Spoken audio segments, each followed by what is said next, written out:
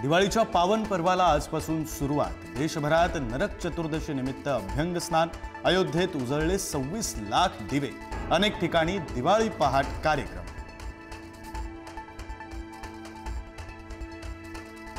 काही लोक नुसते रडत असतात, त्यांना नाट्यगृहातील कार्यक्रम रूम मध्ये बसवता येईल। शिंदेंचा ठाकरेंना नाव न घेता टोला, तर सध्या मनोमिलनन नाटकाचं जोरदार प्रमोशन। ठाकरे बंधूंच्या युतीवरून हल्लाबोल। 1 नोव्हेंबरला मुंबईमध्ये सर्वपक्षीय विराट मोर्चा निघणार। या मोर्चाचं नेतृत्व शरद पवार, उद्धव ठाकरे, राज ठाकरे करणार। सर्व पक्षीयांच्या पत्रकार परिषदेत माहिती।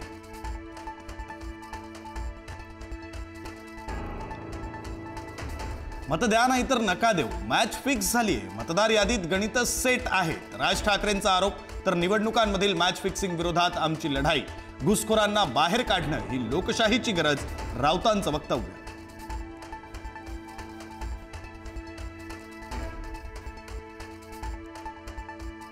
जैन बोर्डिंगवरून राजकारण करू नका, तक्रारदार ॲडव्होकेट योगेश पांडे यांचं आवाहन।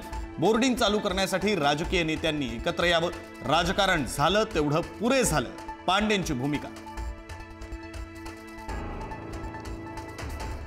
मुख्यमंत्री फडणवीसांच्या उपस्थितीमध्ये सह्याद्री अतिथीगृहावर भेटींचा सिलसिला सुरूच राहणार। विविध प्रकल्प आणि राजकीय भेटी होणार।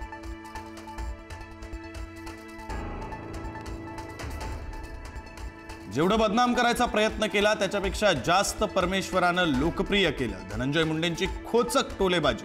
मन साफ असेल तर नियती सुद्धा आपल्यासोबत राहते। विरोधकांच्या टीकेला प्रत्युत्तर।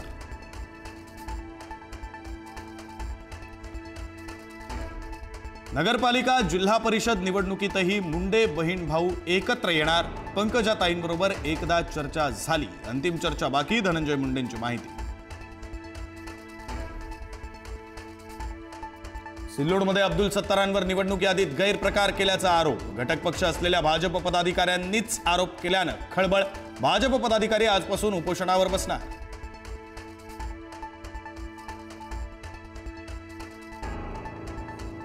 भाजपच्या माजी नगरसेविका संगीता गायकवाड आणि त्यांचे पती हेमंत गायकवाड आज ठाकरेंच्या शिवसेनेत करणार प्रवेश।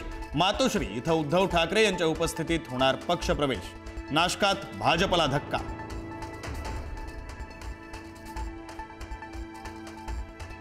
शेतकरी कर्जमाफीसाठी शरद पवारांची राष्ट्रवादी आणि वारकरी आघाडी लाक्षणिक उपोषण करणार। देहूतील आंदोलनात आमदार रोहित पवार सहभागी होणार।